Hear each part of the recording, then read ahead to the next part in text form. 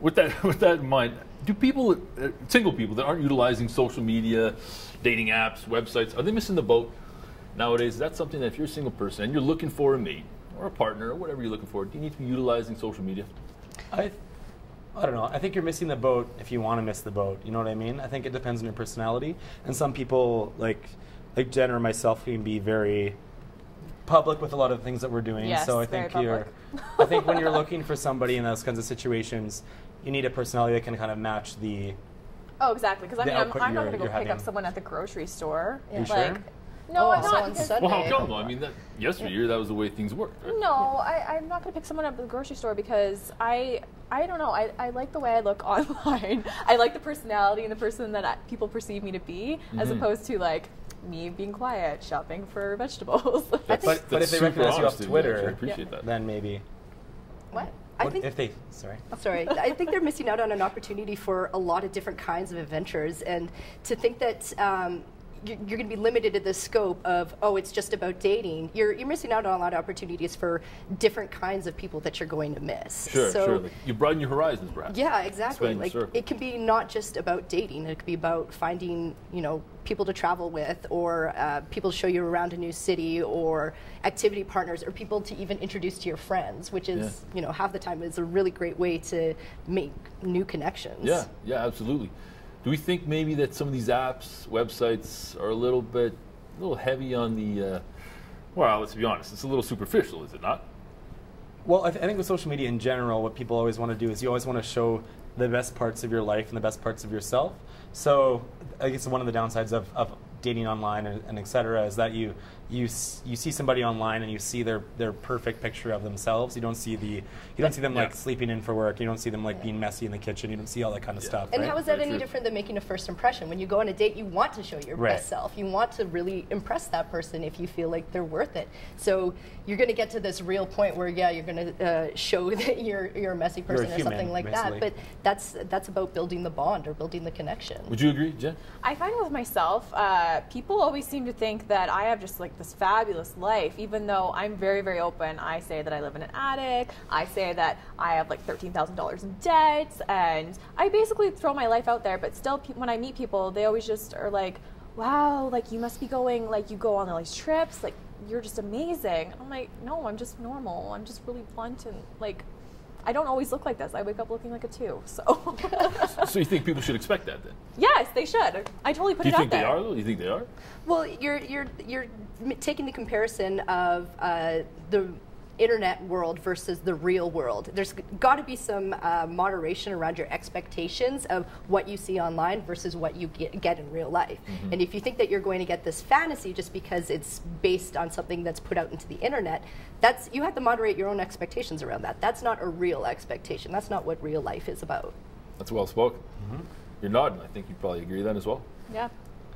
Oh, What about- definitely, for sure. What about face-to-face connections, though? I mean, how do, I guess, dating apps influence our, normal face-to-face interaction and connections that could be made? Like, are we getting to a point where we're so concerned with that social media hookup? Because it is, let's be honest, it's a bit easier. Like you say, you can put your best face forward.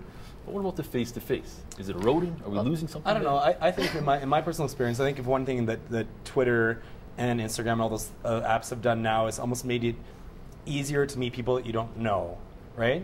Because I met Jen through Twitter a few years ago, and who I probably would not have met you otherwise. Right. We didn't, for the record, we did not date, but obviously. Well, Anyway. things did happen. No, I'm kidding. No, but you know what I mean? It's like you kind of like, I think everyone's a lot more comfortable now just going into like a blind date scenario because Twitter's just made it and normal to meet people that you don't really It's an know. icebreaker to begin with, at least. Yeah. I think it also helps too with a lot of shyer people. I was very, very shy growing up, and I don't know, putting myself out there, and seeing someone before you meet them kind of takes away all of that. Did and it you're empower you, do you think?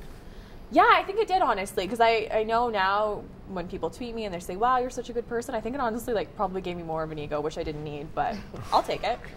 Brutally honest. I feel like, well, for me personally, luckily I can make conversation with a potato. So I think one of the things, the skill sets that it really helps strengthen is putting yourself outside your comfort zone, number one. Number two is really learning to converse with people. That is a skill. That is something that requires work. Definitely. And then in return to that is also listening to people. It's not just about when is your next turn to talk. It's actually listening to what does this person have to say and how am I taking this information in. And so slow down. You're saying face-to-face conversations. Yeah, as opposed exactly. to texting back and forth. Oh man, you got to be witty in writing as well as in person. Like there's a lot to be said for witty on paper and in person. But I mean, in person, there's the whole body language aspect of things that you convey. I mean, they say like, what is it? Something like 50%, maybe even more than that. 80% of communication is just that. It's body language, and we risk losing that, and maybe losing our real, I guess, point what we're trying to convey when we kind of screen hide.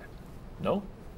Well, there's nothing worse than a funny person in social media and having them be extremely awkward in person. I think we can all agree that's the worst thing that you can. Yeah. Is it common? Dating or is it fairly common? I would say it's pretty common. Yeah, definitely.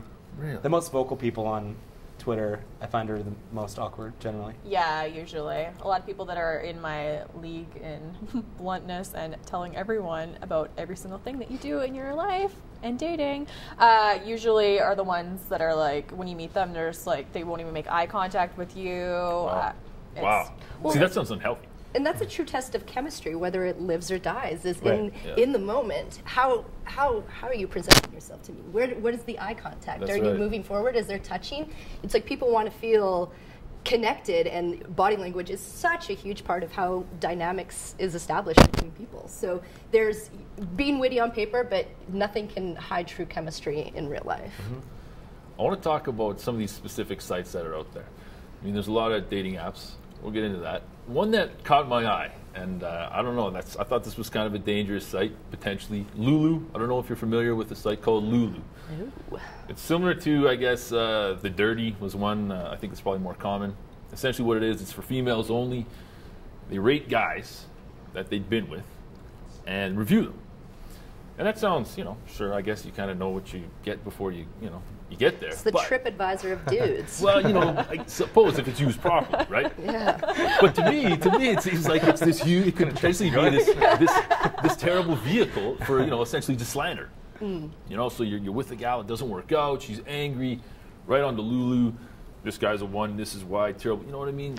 Well, I'm guessing Are we pushing the envelope a bit much? I'm guessing that app also provides an opportunity for the guys to have a rebuttal at the same time too, if you're putting it out there. But at the same time, it's if you're including your information, your profile, you're putting yourself out there in that app, you have to be able to stand up to scrutiny, I suppose, if you're going to make yourself available. But here's the thing. Here's the thing. It links to Facebook accounts. Oh, okay. Yeah, so it's just a name. You don't. They don't have any permission from guys whatsoever.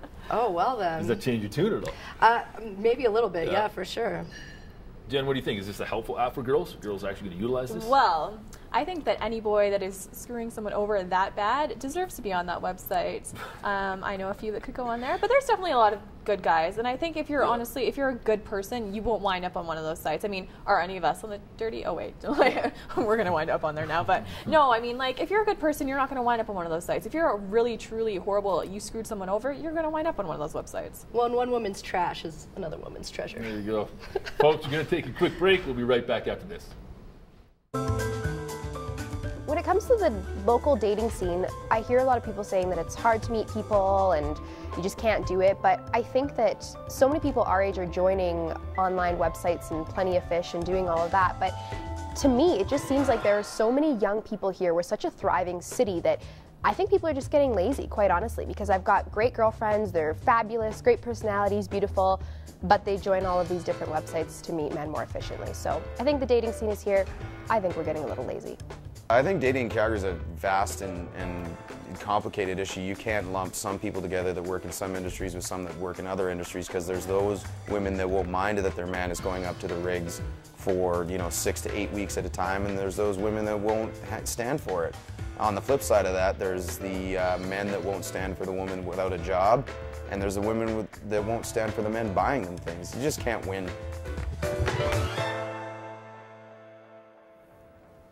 Okay, so guys, like we talked earlier, yeah, everyone dresses up their profile a little bit, kind of comfortable behind the screen, behind the smartphone. I get it. But Why? Why ultimately is that happening?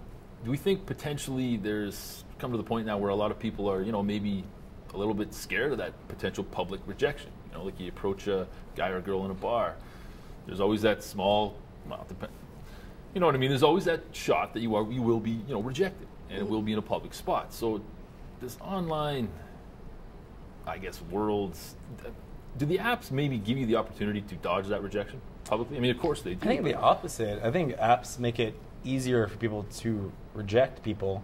Because if I had messaged you on some app and you didn't like what I had to say, you could easily just delete me or just say no, and that's the end of that. Whereas I think in person, it's almost a little bit harder, right? To if I reject come up to you and say, "Can I buy you a drink?" and you say, "Sure," and then awkward conversation's kind of over. That's a lot tougher than just like blocking someone's profile on whatever app you're using, right? But isn't it easier to get blocked online? Okay, no big deal. I'll shrug that one off. I guess what I'm saying is when you approach that person, you're rejected. Sure, it might be harder for them to reject you in public, but it's easier for you to be rejected online than it would be in public. No?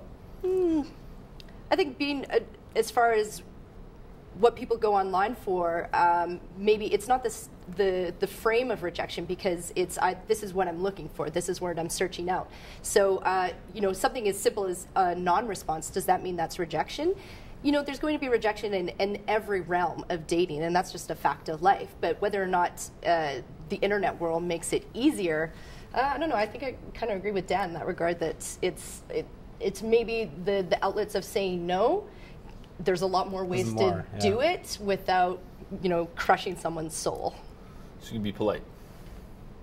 It's not even about being polite, really. It's just about moving on. It's about not wasting time. Yeah, exactly. It's more time efficient, I guess, would be a better way to put it. And I think there's a lot of great ways especially through internet dating, to say no to someone, especially that it has nothing to do with. It's more so about compatibility.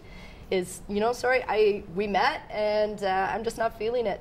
On to the next. Yeah. And I think a lot of people, take that and just like, okay, in stride. I think maybe some people could be crushed by it, but with almost the abundance of outlets in the internet realm to be able to pursue, you have an opportunity to just keep on going and not let it really hurt your ego. Yeah, that seems fair, sure. Now, clearly, I don't do a lot of online dating. Don't date at all, to be honest, on account of my grotesquely skinny legs. It's tough. It's something I've had to deal with my whole life. Can't miss legs. No, but seriously, I mean, when you do set up an online date and you meet somebody, how often are you finding that these profiles have been severely embellished? Fairly regularly, I would say. I don't know, half the time, I would say. Half the time. 50% of the time? Yeah. Wow, that's a big number. What do you consider an embellishment, though? Well, like the best pictures ever of yourself, I would say was quite an embellishment. Well, and I would say that sometimes there's a discrepancy between photos and real life. Like, to be honest, I think I'm much cuter in real life than I think in any photo that I could post online. Right. And I think part of that is knowing that the personality comes along with the photo. So I would feel that no matter what, on paper is never going to own up to what I'm like in person. Yeah, sure. Jen, have you had the same experience? No, honestly, because I'm really, really picky, and are we not picky? I'm in my league of my own because I'm Jen Ludick, but I try to pick guys that seem really normal and seem like totally opposite from me, and don't try really hard and don't really use social media that much. I mean, they check it, but they're not like me, who has to tweet my emotions every 5 seconds. Fair enough. So somebody who wants to meet somebody and doesn't want to utilize social media to do it. They're leaving their smartphone at home for the weekend. Where are you going to meet somebody? That's a tough thing, right? I don't know. I think even when I moved to Calgary 7 years ago and I wasn't going to school, I found it quite hard to make friends, before social media and everything. So that's a really tough thing to do. Number one is do an activity you've always wanted to do in your life and you've never had the balls to do. That is really put yourself outside your comfort zone and try something that you've always wanted to do, and you'll never know the realm of people that you'll be meeting. That's probably some good advice. I like that, because that's just it. I mean, you're both there with the same mind frame. It's something new, something fresh. I mean, I'll throw maybe a cheeseball example, like skydiving, for example. Yeah. Chances are if you're going skydiving, there's going to be people there who've never done it before. It's shared experience right from the get-go. Yeah, I took up rock climbing this year. Cool. I'll tell you that. Ladies. rock climbing. It's a good Although selection. actually, I guess we're talking tips on this kind of thing.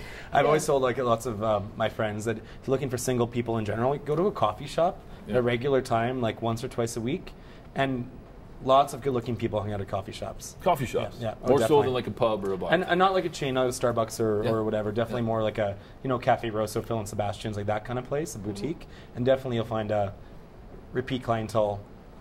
Well, it's quite smart too. It alluring. makes sense, Jen, doesn't it? I mean, you're going to meet people that are living within your vicinity there as well, I would think. Makes I it don't a know. bit I easier. feel like I'm kind of just like in the other area of that because all of my friends, I met other people through them. Honestly, if I was new to a place, I'd probably just stay at home and be really sad without social media. I don't even know how my life existed before social media, to tell you the truth. So you're in there.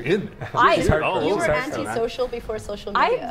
I kind of was. I was incorporated into like just doing my own thing, and like boys didn't date me until I was like 18. So yeah, when social media came along, it really helped my life a lot. Helped it, enriched it sounds like. Yeah, definitely. Yeah, I think I'm way more outgoing now. I have like tons more friends.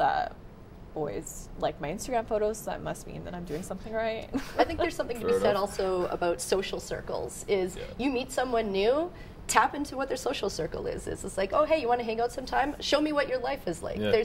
You'll never know who you meet through a friend of a friend of a friend of a connection. It's like this exploration.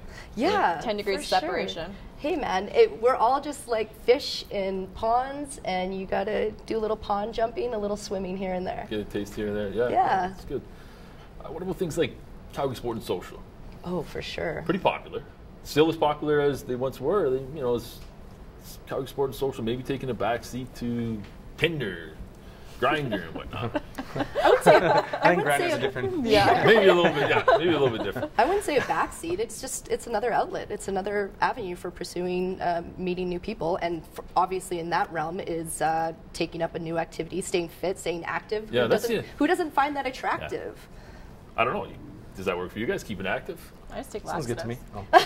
No, I'm kidding. No, I just think I'm the type of guy that if I can go take a gal ice skating, for example. Yeah. I mean, I love that. I think that's a great day.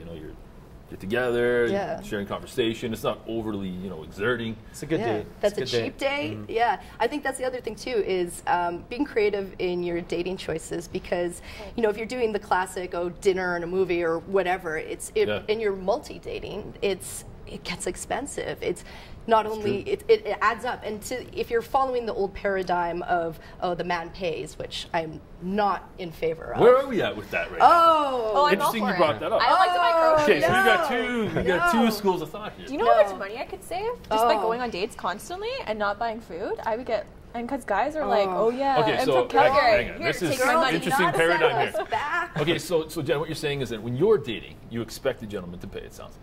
Yes. Is that fair? Yeah. Okay, and Alana? You're a modern woman. Pay up like a modern woman. I think the guys that I date would be like, whoa, this is weird. I never want to see you again. Like, I think, literally, I feel like they would just throw money at me. I think it definitely depends on the situation, but for the most part, if I want to feel like I'm going into a date with equal opportunity, I'm going to pay my way so that it feels like I'm leaving that opportunity on the same level. I want to give you a pound. Dan, is it the same case for you? How do you feel about it? I think it's more split in my situation, more half and half. I'm more of the kind of guy where it's like if the date's going well, I'll probably pay for the bill, and hopefully next time it's like reciprocated. So. Yeah, and that's the thing too. Is like, unless a first date goes really horribly, I would definitely welcome a second opportunity so that I could repay the favor if they paid for the majority of the first date. It feels fair. Right. And then it feels like also that you're actually giving them a chance versus making a snap judgment off of what may have been, who knows, like a 2-hour hangout or something like that. In general, how are guys in Calgary, do you find? Because I hear, kind of have a rep. Like, I hear the word man boy kicked around Calgary dudes. Man-child? Man-child, maybe. Man-child? Your experience thus far? It's good right now. It's I good. like it. I feel very hopeful for the state of love and the Calgary man and, I don't know, the future of things because I don't know. I think that especially with all these different ways to meet people now, there's almost no excuse. And I'm definitely all about sharing the love too. So even if I meet someone and I don't really vibe with them, I'm always in the back of my head, I'm like, who could I introduce this person to? I'm a connector, man. I want to connect people. I want to see people in love. That's awesome. Good for you. Folks, we're going to jump to our last break. Stay with us. I think Calgary's dating scene is cold-blooded. From what I've seen from my friends and whatnot, you can have very well-groomed, well-mannered, well-raised young men and women who work and have their futures well put together, and they can't find anybody. And that's because the people they approach don't want them. It's almost like we're magnets just on the same pole, always reflecting off of each other. I think if we see the value in what we have, we're a young city, a vibrant city, we can somehow increase or better the dating scene. Okay, we've only got a few minutes left, guys. The economics of Calgary clearly has some influence over the dating scene. Where is that scene most? Is there a lot of flossing going on? Is there a lot of show, no-go, substance-wise, experience-wise? What do you think? Dan, you're looking away. I think it's tough for me because I'm from like primarily the food industry, so I don't see a whole lot of that. So I can't really weigh in on that, I don't think. I think a lot of the guys here have their life put together. I mean, in the sense that they have a house, they have a car. Yeah. They basically want someone to be their trophy wife and carry their children for them. Yeah, so I think that's probably really honest. Yeah. Yeah, a lot of people. Yeah, a lot of guys that I meet are always like, "Look at all the money I have. Look at I'm awesome." Your cousin? What? I don't know. I think it depends on what you're looking for, and I'm always going to look for substance over style. Yeah. So if those things impress you, power to you. But in the long run, it's, you know, those things can wither and die. Like I just can't help but think the guys are kind of getting the message that that is the image that you need to portray if you're going to meet that trophy wife that a lot of these guys might be looking for. No, as long as you can have a good personality and keep up with my attitude and how I am and make me laugh. I don't care how poor you are. Well, maybe like I don't want you living on the streets, but you got to be able to provide for yourself. Yeah. Like there's one thing to be able to provide for yourself and then provide for another. But if you're providing for yourself the basics of life, then you're doing fine by me. And I'm gonna like have some goals. As long as you're not the CEO in mom's basement. I think everyone looks. Is he taking care of his mother? What's the reason he's living in her basement? You know, maybe that give him a fair shake. A little bit of exactly. Further investigation. What about age though? Nowadays, I see older gals with younger guys, and vice versa. Guys together, older, younger. Is Calgary all of a sudden becoming more accepting of that age variance than we were in past years, you think? I think dating-wise, especially people like in our age bracket, like Calgary is the youngest city in Canada. So I think in general in the dating scene, it's we are pretty young. Well, 36 is our average age. Yeah, so primarily it is, younger people dating. So I don't personally see a lot of massive age variance, I guess, in dating, but I'm flexible with what I will date. I think that's a pretty personal choice as well too. But I think when it comes down to it, whatever you feel with that connection with that person, like sometimes more than a decade could be a hard place to connect with someone because you have a different point of reference as far as pop culture or anything like that. But I've definitely clicked with older guys. I've clicked with younger guys, and everything in between. It's about what you feel in the moment. Are women feeling more empowered to date younger guys now in Calgary? Myself? No, not yourself. I mean, what you've observed, I don't know. of I'm course. really weird about age. I'm still in the high school mentality where, like, grade 12s don't talk to grade 8s, so, like that type of thing. So I like to keep, like, 2 years below, 2 years higher. Fair enough. Well, folks, that's it. Thanks for joining us tonight. As always, an informative discussion. You can keep the conversation going on Facebook as well as Twitter. And if you have a show topic you'd like us to discuss, by all means, drop us a line. Thanks again, and take care.